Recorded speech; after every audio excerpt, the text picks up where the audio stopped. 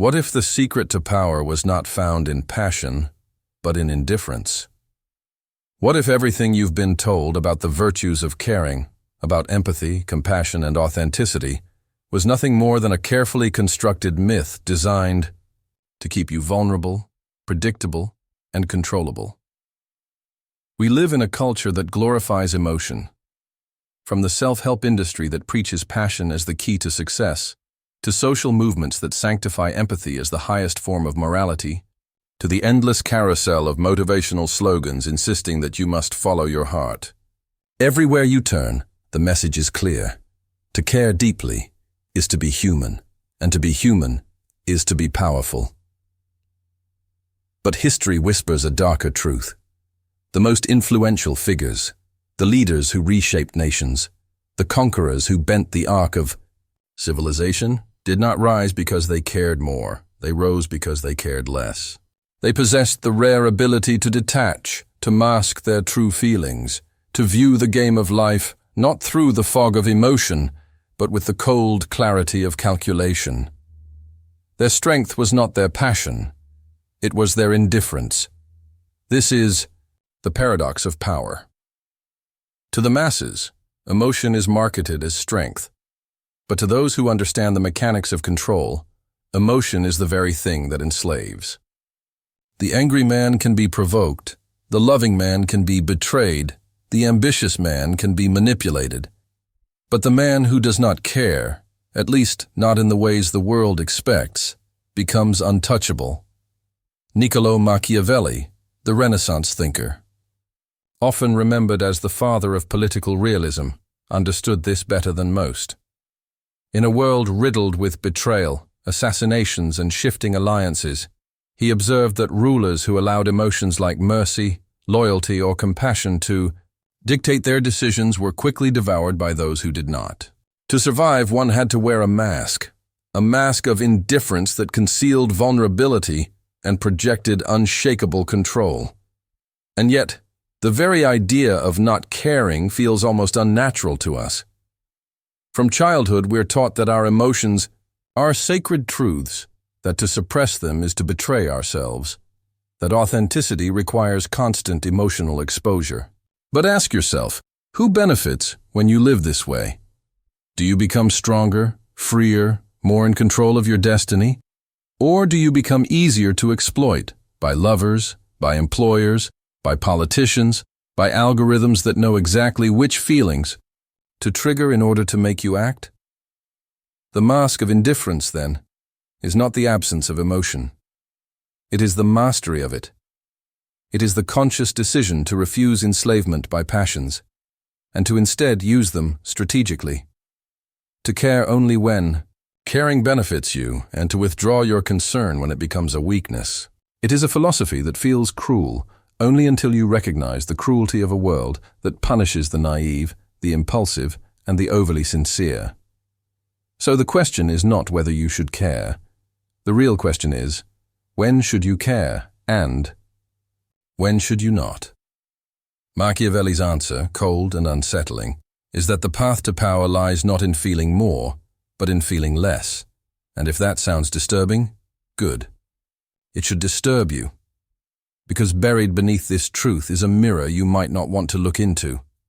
Perhaps the only reason the idea of indifference feels so threatening is because you've been taught all your life that to stop caring would make you less human. But what if the opposite were true? What if learning not to care, at least in the ways society expects, is what makes you free? To understand why Machiavelli preached the cold art of detachment, we must first step into his world, a world that was not merely unforgiving but mercilessly brutal. Renaissance Italy was less a land of romantic art and intellectual rebirth, and more a chessboard soaked in blood. Behind the elegant palaces and flourishing marketplaces lurked a reality of conspiracy, betrayal, and ceaseless conflict. Italy at the turn of the 16th century was not a unified nation, but a fractured collection of city-states: Florence, Venice, Milan, Naples, and the Papal States, each one fighting for dominance. Alliances shifted like quicksand. Yesterday's friend could be tomorrow's assassin. The map of power was redrawn not through diplomacy, but through daggers in the dark and armies marching at dawn. Niccolò Machiavelli was not a detached philosopher writing in the safety of libraries. He was a man in the arena. As a political advisor and diplomat in Florence, he witnessed firsthand the ruthless nature of power. He negotiated with kings, popes, mercenaries, and tyrants, men who smiled in public but plotted murders in private. He watched alliances collapse, leaders executed, and fortunes vanish in the blink of an eye. In this theater of power, survival was not guaranteed by virtue, morality, or sincerity. It was guaranteed only by cunning. Perhaps the most striking figure Machiavelli observed was Cesare Borgia, the infamous son of Pope Alexander VI. To Machiavelli, Borgia embodied the perfect illustration of his philosophy. A man who ruled not by compassion, but by calculated cruelty. When Borgia conquered territories, he installed ruthless governors who oppressed the people with brutality. And when resentment inevitably built, Borgia staged a public spectacle. He executed those very governors in front of the people, presenting himself as their savior. By manufacturing both the cruelty and the solution, he made himself appear indispensable. Machiavelli admired Borgia not for his morality but for his mastery of appearances. He understood that emotions like compassion were not virtues to be indulged but tools to be deployed. By appearing merciful, while remaining coldly detached inside, Borgia gained loyalty without ever exposing weakness. To Machiavelli, this was genius, proof that indifference was not absence of emotion, but control over its illusion. But Machiavelli's world was not only about power on the grand political stage. It was about survival at every level. In Florence, conspiracies brewed in every corner. Leaders were overthrown by mobs one week and reinstated the next. Exile and execution were constant threats. To care too deeply about loyalty, to trust too freely, was to invite destruction. It was in this climate that Machiavelli forged his worldview. The individual who allows emotion to dictate decisions is doomed. Only those willing to detach themselves from the illusions of morality and sentiment could navigate the chaos. This may sound cynical, but consider the context. In Machiavelli's lifetime, rulers who clung to idealism often met violent ends. The merciful prince was betrayed by his allies. The honest statesman was replaced by a liar more cunning than him. The idealist became a martyr, remembered fondly, but forgotten quickly, while the pragmatist carved their name into history. Machiavelli was not inventing cruelty, he was documenting it. He was not teaching men to be heartless, he was revealing that the world already was. His writings stripped away the comforting illusions of moral politics and laid bare the cold mechanics of survival. It is no wonder his name became synonymous with ruthlessness. Yet beneath that reputation lies a deeper truth. Machiavelli was less a villain and more a realist, a man who dared to describe the world as it is, not as we wish it to be. And so, when he urged rulers to learn how not to be good, he was not celebrating evil. He was issuing a warning that caring too much, trusting too easily, or revealing too openly one's emotions would not only weaken a leader, but destroy them. His world demanded a mask of indifference, a mask that concealed vulnerability behind the illusion of strength. The Italy of Machiavelli's day may seem distant from us, but in many ways it was simply a more concentrated version of the same reality we live in now. The same betrayals, the same games of appearances, the same exploitation of emotion, only played with swords instead of screens. And if leaders of the Renaissance had to master indifference to survive their theater of power, perhaps the lesson is that so must we in our own. Machiavelli's world showed him that caring too much could be fatal. But why is that true? Why do emotions, the very qualities we are told make us human, so often become the instruments of our downfall? To answer this, we must turn from the battlefield of Renaissance Italy to the battlefield of the human mind. At the core of human psychology lies a paradox. Emotions are both our greatest gift and our greatest vulnerability. They bind us to one another, allowing us to create families, friendships, and societies. But they also expose us. To love deeply is to offer a weakness that can be exploited. To hate passionately is to reveal a trigger that can be pressed. To desire strongly is to show a leash that can be pulled. Emotions are the entry points into our minds, the levers by which others can steer our actions without our awareness. Sigmund Freud, the father of psychoanalysis, observed that much of human behavior is governed not by rational thought, but by unconscious drives, desires, fears, and anxieties that often overwhelm reason. The man who believes he acts logically is often the man most enslaved to unseen emotional impulses. His anger may disguise itself as righteousness, his desire as ambition, his envy as justice. Emotions deceive us into thinking we are free, even as they shackle our decisions.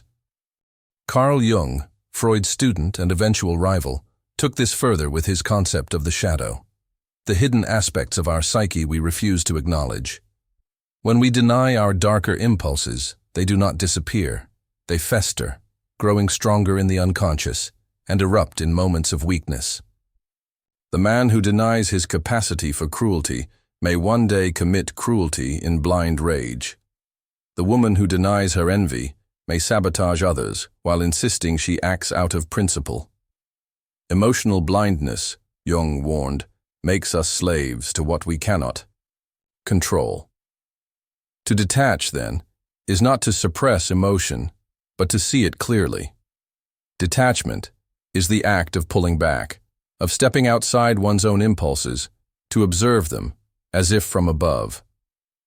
When anger rises, detachment asks, who benefits if I act on this? When desire consumes me, detachment asks, who profits from my craving? When fear paralyzes me, detachment asks, is this fear mine, or has it been planted in me by someone else? This kind of psychological distance transforms emotions from masters into servants. It does not eliminate feeling, it places feeling in its proper place. Machiavelli's cold logic was not the denial of passion, but the refusal to be ruled by it. The truly powerful individual is not the one without emotions, but the one whose emotions cannot be weaponized against them. Consider modern life. Social media platforms thrive on outrage. A single headline designed to provoke anger can spread faster than any calm explanation of truth. Why? Because anger hijacks attention. It makes people react before they reflect. Corporations manipulate. Desire in the same way. Advertising is not about information.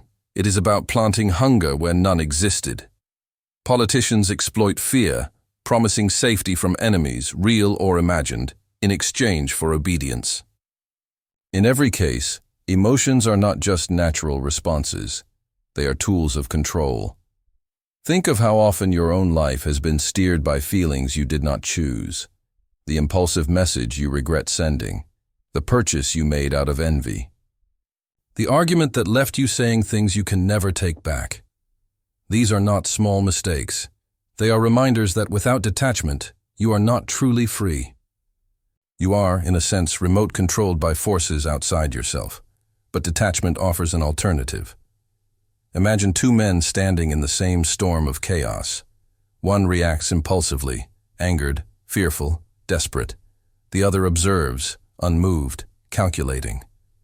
Both feel the storm, but only one uses it to his advantage. The first man is carried by the winds. The second bends them to his will.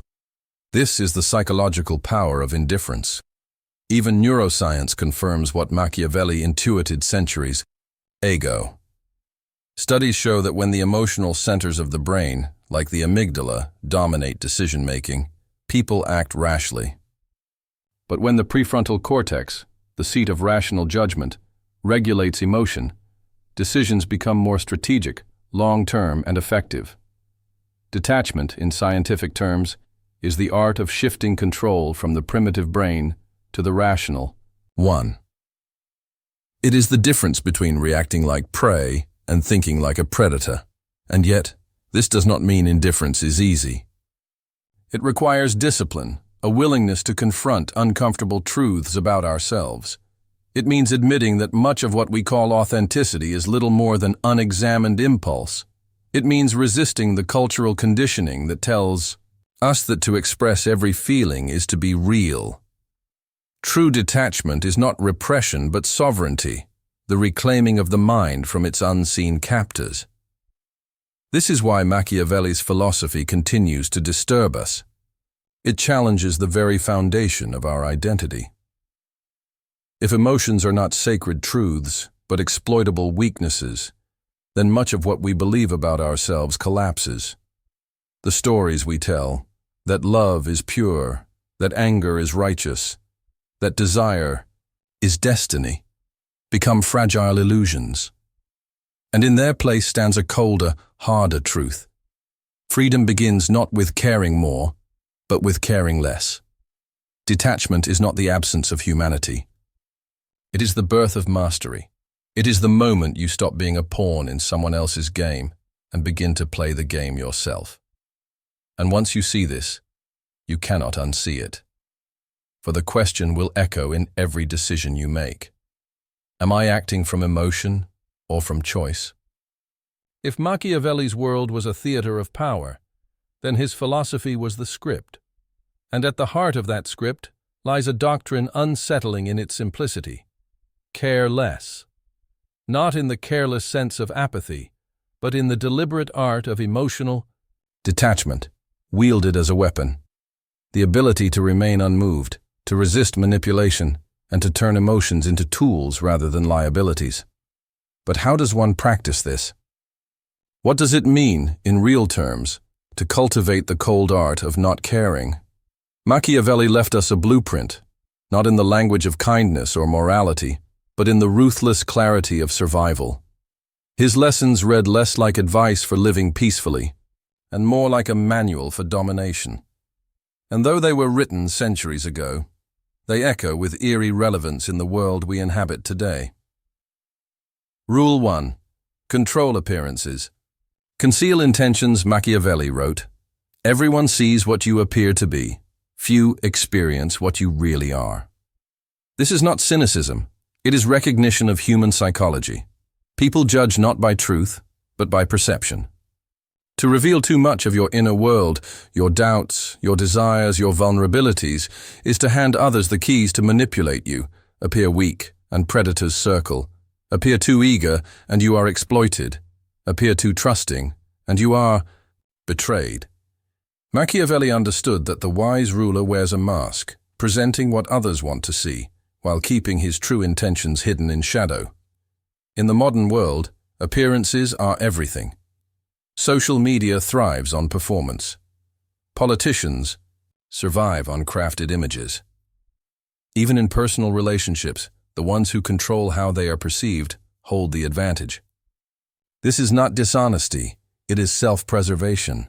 To master appearances is to master the battlefield of perception, while concealing intentions is to deny others the map of your mind. Rule 2. Exploit emotion, don't fall to it. Human beings are not driven by reason, but by feeling. Fear, love, anger, hope, these are the levers by which masses are moved. The cold art of not caring is not about rejecting these emotions, but about weaponizing them. Machiavelli observed that great leaders understand which strings to pull. Fear is reliable. It compels obedience more consistently than love. Hope can inspire loyalty, but it can also blind people to their exploitation.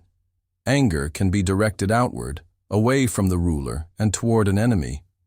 By understanding how emotions move people, leaders harness their power without ever succumbing to them themselves.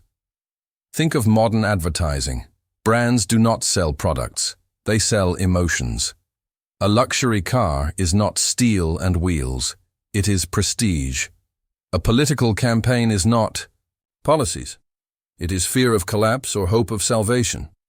Entire industries exist to exploit emotions, and those who resist being swept away by their own feelings can see through the manipulation, turning the game back on the manipulators. Rule 3. Indifference, as Machiavelli knew that rulers, like all people, would face insults, betrayals, and failures. The difference between those who crumble and those who endure lies in indifference. To care too much about slights or setbacks is to become distracted, consumed by battles that do not matter. Indifference is armor. It allows you to walk through fire without flinching, to take criticism without collapse, to endure betrayal without being paralyzed by grief. Those who wear this armor cannot be controlled by guilt, shame, or fear of opinion. They are not heartless. They are untouchable. In our age of hyperconnectivity, this lesson is even more vital. Outrage culture, cancel campaigns, online shaming, all of it relies on one thing: that you care, that you will respond, bend, or break under pressure. Indifference disarms the mob.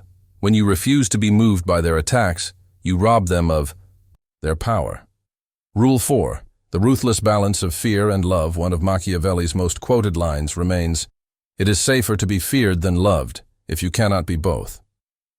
To modern ears, it sounds cruel, almost monstrous. But Machiavelli was not prescribing cruelty. He was describing reality. Love is fragile. It depends on constant nourishment, and it can evaporate in a moment of disappointment. Fear, on the other hand, is durable. People may resent the one they fear, but they will still obey. The wise leader seeks balance, appearing compassionate when it is useful, but never at the expense of authority. This principle extends beyond rulers and subjects.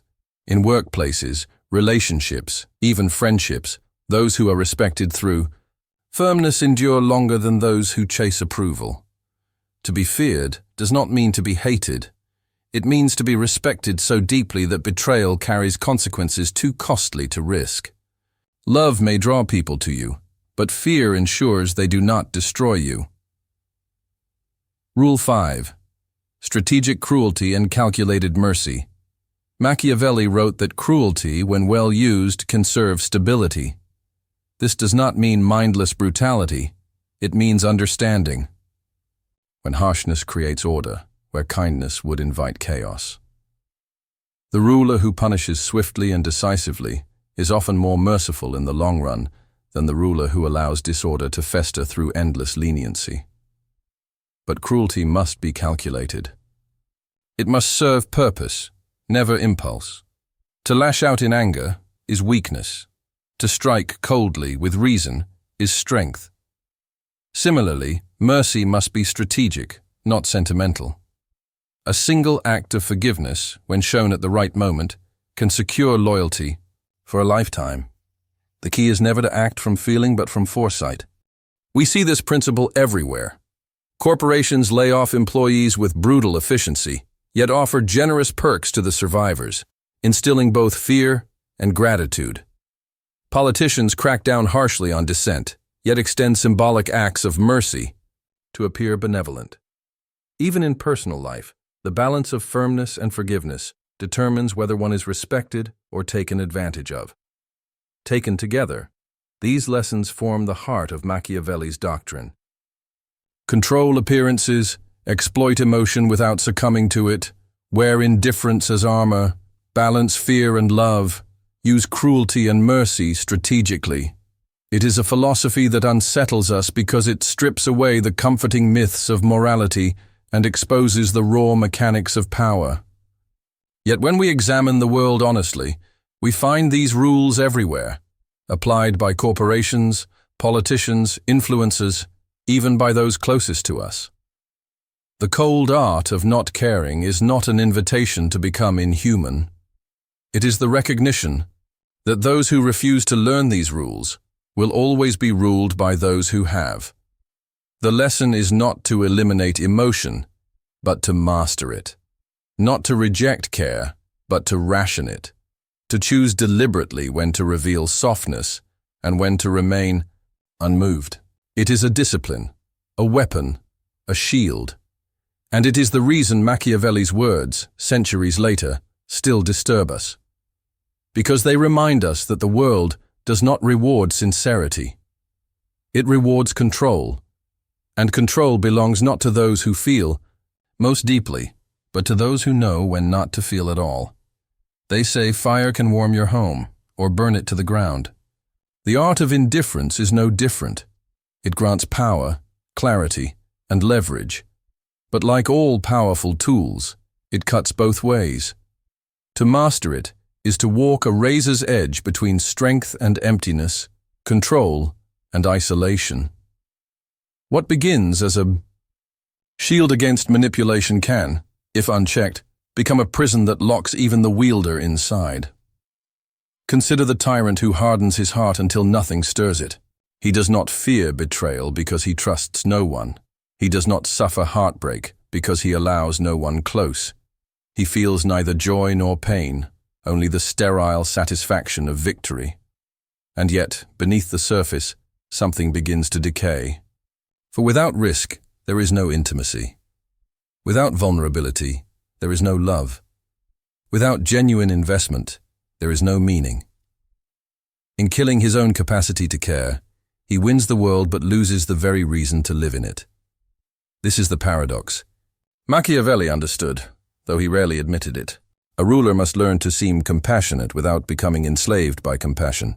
He must appear just without clinging to justice, appear kind without being naive. But if he takes the lesson too literally, if he eradicates all traces of care, he becomes a hollow figure, feared perhaps, but never truly respected, never truly remembered as more than a ghost in history's machinery. In psychology, we see this shadow in those who embrace numbness as survival.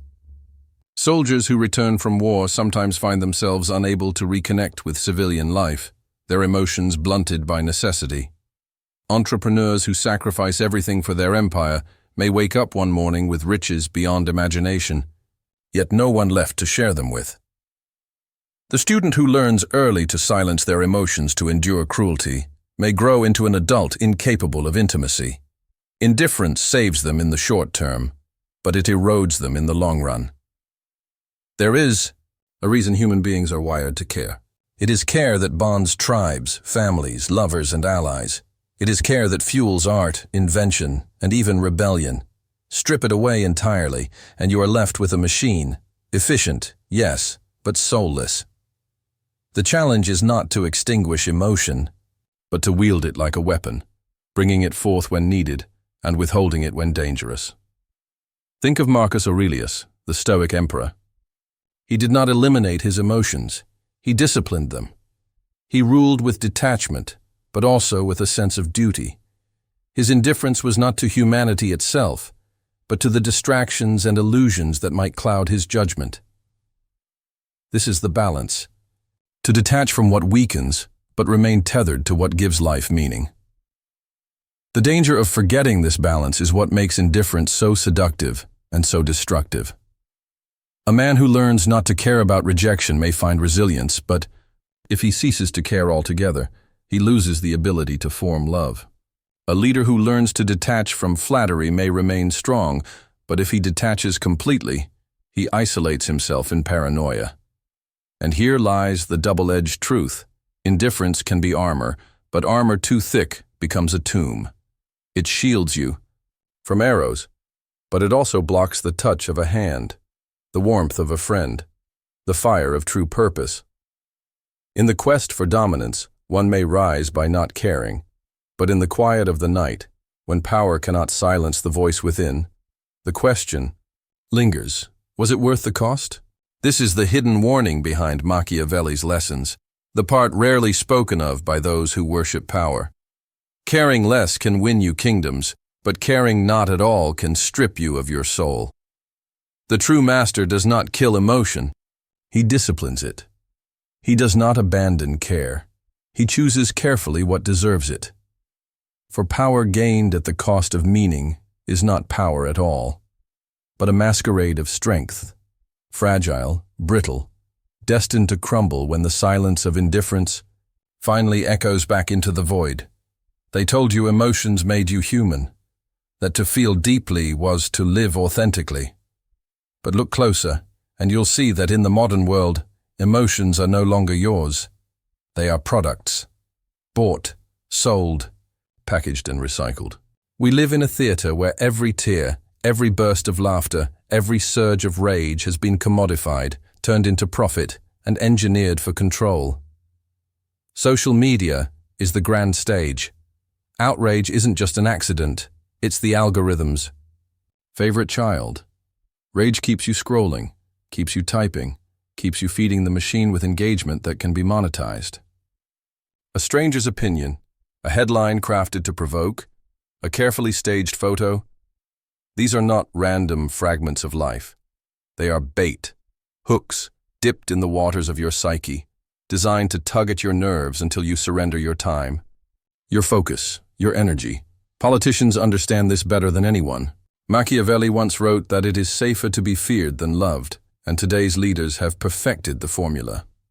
Fear campaigns dominate elections, dividing societies into tribes that cling desperately to the illusion of safety. Every speech is crafted to amplify threat. Every image curated to remind you of enemies lurking just beyond the border. Fear is not merely an emotion, it is currency, and those who know how to mint it never go broke. Corporations play a different game, but the logic is the same. Desire is their tool. Billboards glow with promises of status, beauty, success.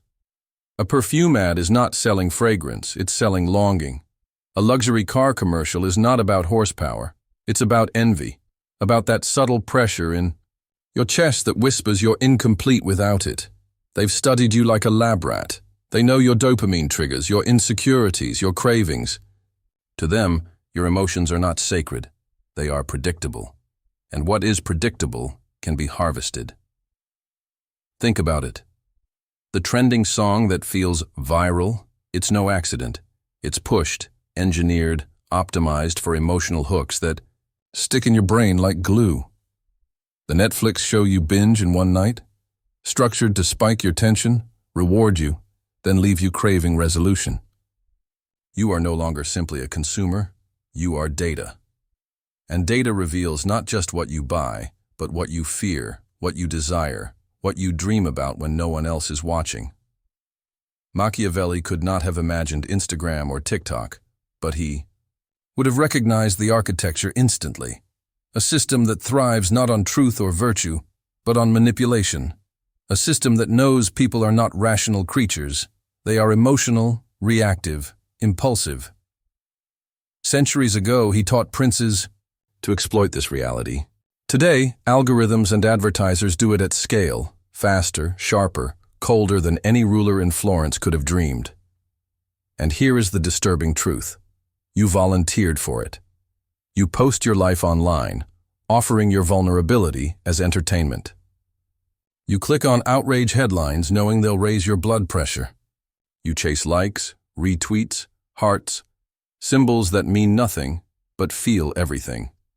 You became both performer and prisoner in this theater of commodified emotion. So where does that leave us?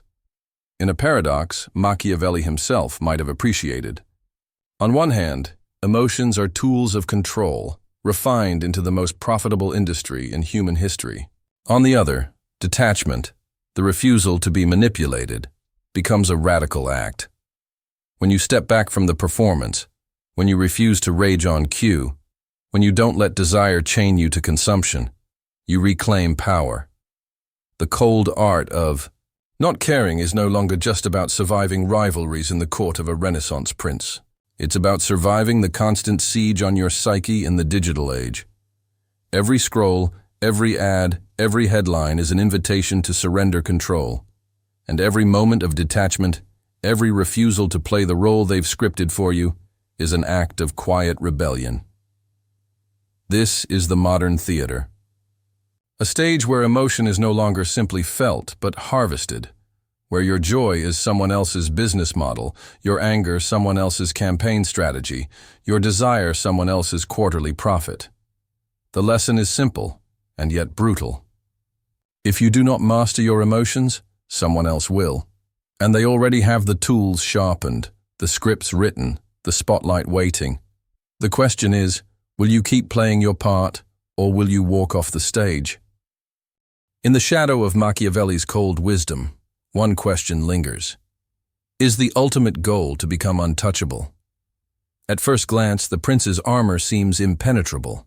Detachment, calculation, the ability to treat others as pieces on a board, rather than companions in life. Yet history and psychology whisper a more complex truth. Even the coldest rulers, even the most cunning tacticians, are still human. And humanity, with its fragile heartbeat, cannot be fully extinguished. To live, as a pure Machiavellian, is to carry armor so heavy that it eventually becomes a prison. You may succeed in war, in politics, in survival, but what of meaning? What of connection? The irony of total detachment is that it saves you from suffering by also saving you from joy. In cutting yourself free from the world, you risk floating endlessly in a void, safe but alone. So here lies the choice, the same choice you, the listener, must make. Will you carry the cold armor of indifference at all times, or will you learn the more subtle, more difficult art of selective detachment? For the real wisdom is not in abandoning care altogether, but in knowing precisely when to care and when to withdraw. Think of it as wielding a blade. Care when it strengthens you, when it fuels your growth, deepens your relationships, or ignites your sense of purpose. But detach when caring only chains you to manipulation, when your emotions are being harvested like crops for someone else's gain. The modern world thrives on keeping you reactive, keeping you outraged, keeping you endlessly caring about things that strip you of power. Your rebellion, then, is not in feeling nothing, but in choosing what deserves your soul. Machiavelli gave us the blueprint of survival in a ruthless world. But survival is not the same as living. To live fully requires a different kind of wisdom, a balance between steel and flesh, between the coldness of strategy and the warmth of humanity. To master this balance is to stand at the crossroads of history and psychology, to wear the armor without becoming the armor. And perhaps that is the final paradox. The cold art of not caring is not about rejecting humanity. It is about reclaiming it. It is about refusing to let the world dictate where your heart should bleed, and instead reserving that heart for what is truly yours. So remember this. Care when it strengthens you. Detach when it enslaves you. That is the armor of the modern age. Not the blind indifference of a ruler fearing betrayal, but the conscious discipline of a mind unwilling to be ruled. And as you step back into the theater of your own life, ask yourself, where will you place your care, and where will you take it away? For the answer to that question is the difference between being a pawn in someone else's empire and becoming the sovereign of your own.